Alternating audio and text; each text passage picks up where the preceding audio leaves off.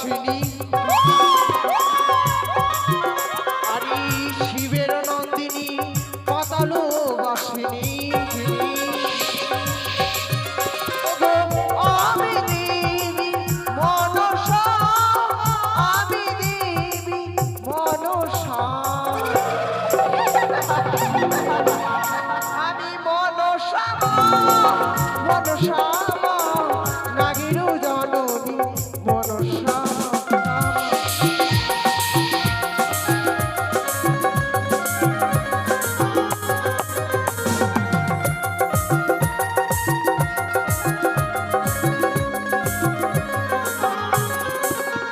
আরে যেই মা ডাকি আমায় মা বলি যেই মা ডাকি আমায় মা বলি আরে ভক্তির আশা করি পূরণ ভক্তির আশা করি পূরণ আমি মনসা মনসা নাগির জননী মনসা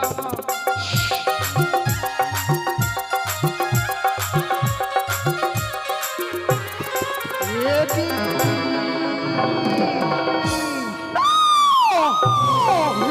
দর্শন করি দর্শন করি দর্শন করি ওই তো ওই তো ওই তো সাবধানা তার কনিষ্ঠ পুত্র শ্রীমান দুর্লভ লক্ষিন্দর সেই বিবাহ নিয়ে ছুটেছি উদনি করিস করিস করিস আজকে নিষিদ্ধ দিন আমি লক্ষিন্দরকে ধ্বংস করতে পারি আমি হতে পারবো না বিশ্বমাদের বিশ্ব জুতা জুতা জুতা কিন্তু আমি কি করি না না না না আমার কাছে কোনো যুক্ত উপায় নেই ওই তো মনে পড়ে যায় এই মনসা বেশ দূরে রেখে আমি বৃদ্ধা ব্রাহ্মণের রূপ ধরে যাবো আমি চাঁদেরই কোটি চলো না গণ সাজিদ মহাংসরণ নিয়ে চলো চাঁদেরই কোটি কোটি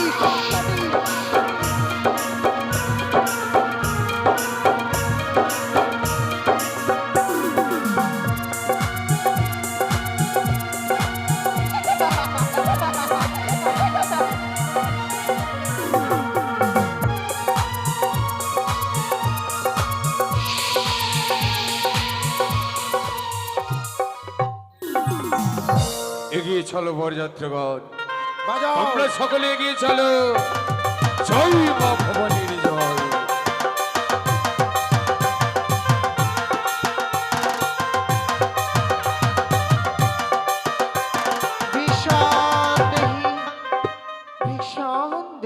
কে কে আজকের দিনে আমার শুভযাত্রার পথ রোধ করে আমার কাছে ভিক্ষে চাইছো কিবা তোমার পরিচয় বলো বলো আমি বৃদ্ধা ব্রাহ্মণী বাবা বৃদ্ধা ব্রাহ্মণী সত্যই বাবা বলো তো বৃদ্ধা ব্রাহ্মণী কিবা হেতু তুমি আজ আমার শুভযাত্রার পথ রোধ করেছো আমি যে বড় ক্ষুধার্ত বাবা তাই তো তোমার কাছে ভিক্ষি চাইতে এসেছি বাবা কি বললে সত্যই বাবা তোমার ভিক্ষের প্রয়োজন তাই না কিন্তু আমি তো তোমাকে শুভযাত্রা পথে কোনো ভিক্ষে দিতে পারবো না কিন্তু আমরা এখনো বেশি দূরের পথ অতিক্রম করে আসি নাই ওই তো দেখা যাচ্ছে চম্পলার বিরাট রাজপ্রাসাদ সেই রাজপ্রাসাদে তুমি এগিয়ে যাও রয়েছে মহারানী সনকা সেইখানে গেলে নিয়ে যাবে ভান্ডারি ঘরে উদর পূর্ণ করে ভক্ষণ করে ফিরে আসবে তুমি তোমার নিজের আলোয় সেই যে মহারানী সনকা আমার ভিক্ষি দেওয়া যোগ্য নেই বাবা কি বললে সত্যই চুপ করো তুমি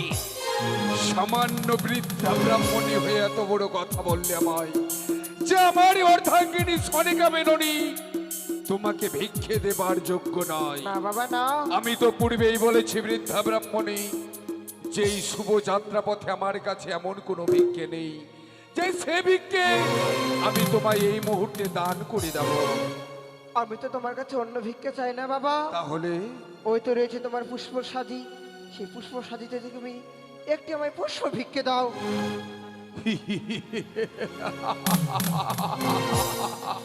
বৃদ্ধা ব্রাহ্মণী তুমি পুষ্প ভিক্ষে পেলেই সন্তুষ্ট হবে সত্যি বাবা ব্রাহ্মণ মশাই বলেন ভিখারিরা নেয় অন্ন, না হলে নেয় বস্ত্র। এ সত্য। এ কোন ভিখারিনী আমার কাছে নেবে পুষ্প ভিক্ষে? সদর মশাই, হ্যাঁ ব্রাহ্মণ মশাই। আমার কি মনে হচ্ছে জানেন? কি? আমার মনে হচ্ছে বেটি চ্যাংমুড়ি কানি নয় তো। কানি কানি কানি, সে কোনো কানি না, কোনো ছলনাময়ী। আমিও তোকে ভালোভাবে পরীক্ষা করব। বেশ। শোনো বৃদ্ধা ব্রাহ্মণী, বলো বাবা। আজ আমার পুত্রেরই শুভ বিবাহ। আমিও চাই না আজকের দিনে আমি কারো প্রাণে আঘাত করি। তুমি আমার কাছে পুষ্প ভিক্ষে নেবে, তাই না?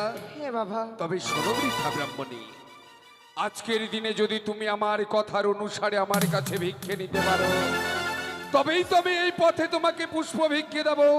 পারবে তো? পারবে তুমি আজকের দিনে আমার কথার অনুসারে আমার কাছে ভিক্ষে নিতে? অবশ্যই পারবো বাবা। তাহলে শোনো বৃদ্ধা ব্রাহ্মণী, এই মুহূর্তে আমি এই পথে গণ্ডি কেটে দেব। গণ্ডি লঙ্ঘন করে আসতে হবে তোমারে। এই তো, এই মুহূর্তে আমি এই পথে গণ্ডি কেটে দিচ্ছি।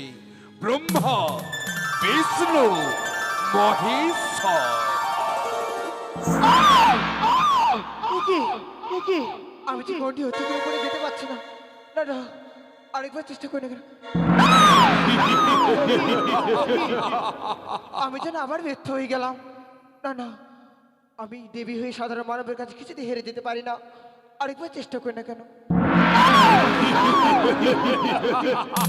সত্যি তো, আমি একে করে 33 কোটি দেবতার আমি বাক্য অমান্য করতে পারি, কিন্তু আমি আমার পিতা ভোলা মহেশ্বর তার বাক্য কিছুতে অমান্য করতে পারি না।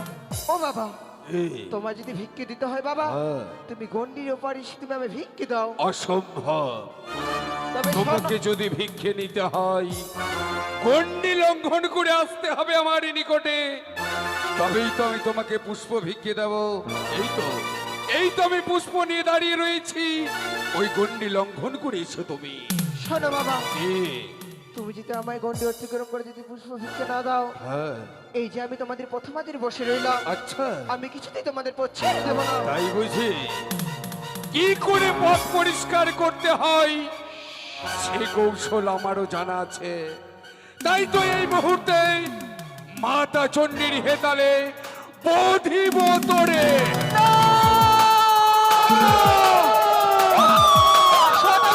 শিশুয়া পার্বতীর বেদনী। জানতাম তুই কোনো ভিখারিনী নোস, তুই কোনো মায়াবিনী নোস, তুই সেই ছলনাময়ী, সেই শিশুয়া পর্বতের বেদনী। কেন এসেছিস? কেন এসেছিস তুই আমার শুভ যাত্রার পথে? তোমায় তো আমি পূর্বে বলেছি তো, আমি তোমার কাছে ধন রত্ন কিছু চাই না। তাহলে একটি মাত্র তুমি পুষ্প জলিতে আমার আঘাত দিতে পারো, তবে হতে পারবো আমি বিশ্বমাদের বিশ্ব পিতা।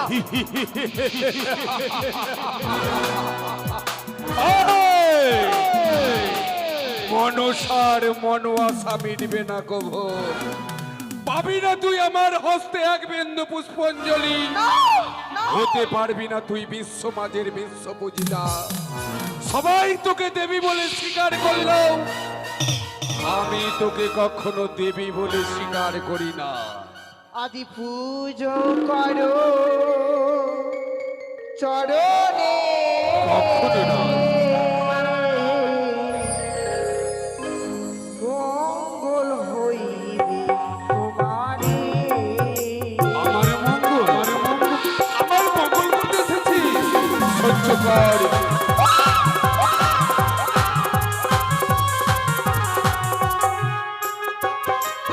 তোর মস্তক আমি চূর্ণ বিচূর্ণ করে দেব। কারো চরণে মঙ্গল হইবে তোমারে। তোর মঙ্গলের আমার কোনো প্রয়োজন নেই। তোকে আমি দেবী বলে মানি না, মানি না, মানি না, মানি না।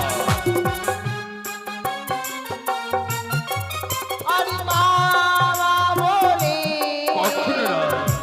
একবারই না। তাই বুঝি? মা বলতে তোকে ঘেনে। আরে বাবা বলে একবারই না। কখনো নয়। মা বলতে তোকে ঘেনা লাগে।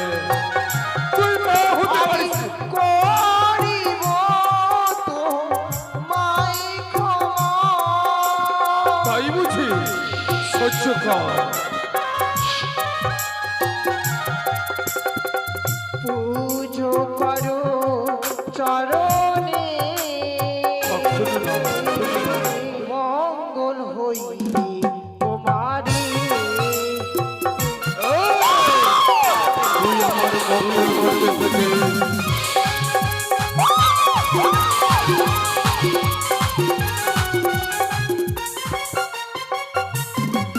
আরে যেই বা করি আমার পূজা,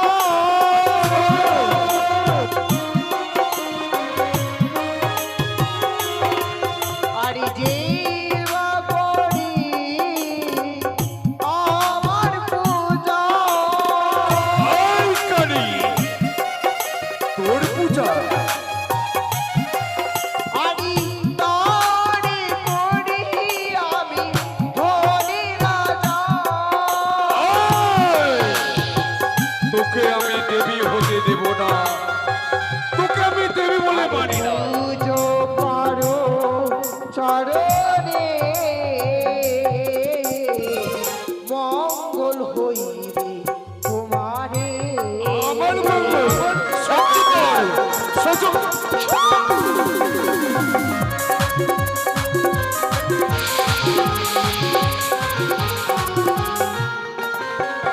ওই শয়তান!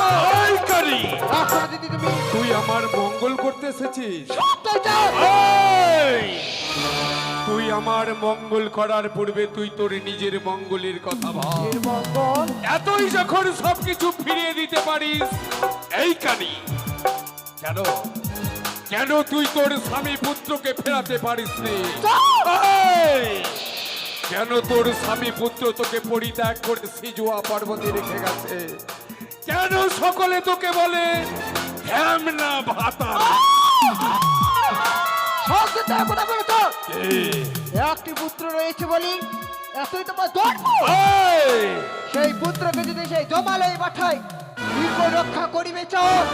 তাই বুঝি সত্যই তুই আমার কিছুই করতে পারবি না, আর তোর মতো কলঙ্কিনী নারী মা হতে পারবে? ওরে ধ্যামনা ভাতারি, পাই যদি সম্মুখে দেখাও, এই তার যষ্টি মেরে তোর মস্তক আমি চূর্ণ বিচূর্ণ ওরে করে দেব। দেখবো রে বানিয়া আমায় দেখবি? চাকশো দাদা, এই! ও তোরে দেখবো রে বানিয়া চাকশো দাদা, তোরে দেখবো রে বানিয়া।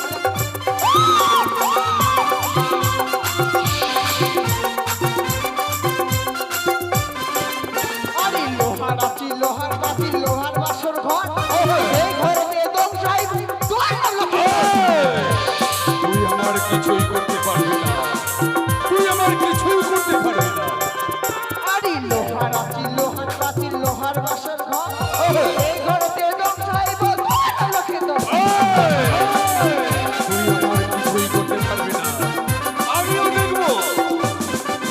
তোরে দেখবো রে বানিয়া চাঁদ সদাগর, তোরে দেখবো রে বানিয়া সদাগর। তুই আমার কিছুই করতে পারবি না। লোহার আছি লোহার বাতি লোহার বাসর ঘর, সেই ঘরতে দংশাইব দণ্ড। এই! সকল আশা ব্যর্থ করে দেব তোর, মনসার মনো আশা মিটবে না কবু।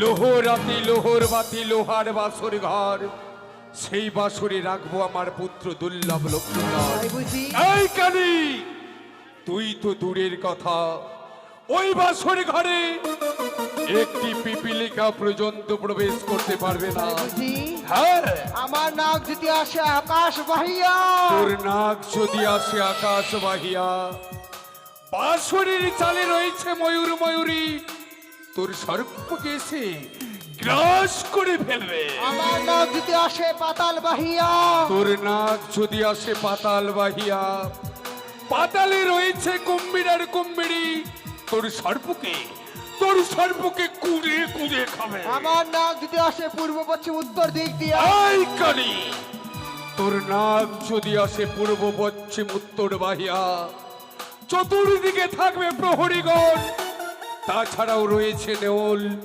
রয়েছে বৈশল্য করে নির্বৃক্ষ রোপণ করা তুই আমার কিছুই করতে পারবি না, চল তুই আমার কিছুই করতে পারবি যখন না। তোমার পরিস্থিতিকে শিরবাদ দিল লক্ষিন্দর আমার নাকের দ্বারা দংশন করে মৃত্যুবরণ করবি, তখন আমি সিজুয়াই বসে অন্ত হাসি দেবো আর তুমি ঠোকরে ঠোকরে কাঁদতে থাকবে। এই! আর তুই কাঁদবি আমি হাসবো সিজুয়াই বসে তুই কাঁদবি। এক বিন্দু পুষ্পাঞ্জলির জন্য আমার কাছে এসে ডুকরে ডুকরে তুই কাঁদবি, কাঁদবি আমি হাসবো। আর আমি রাজ সিংহাসনে বসে শুধু একটা হাসি হাসবো। তুই কাঁদবি তুই কাঁদবি, তুই কাঁদবি আমি হাসবো। তুই কাঁদবি, তুই কাঁদবি আমি হাসবো। আমি হাসবো। তুই কাঁদবি, তুই কাঁদবি। আমি হাসবো।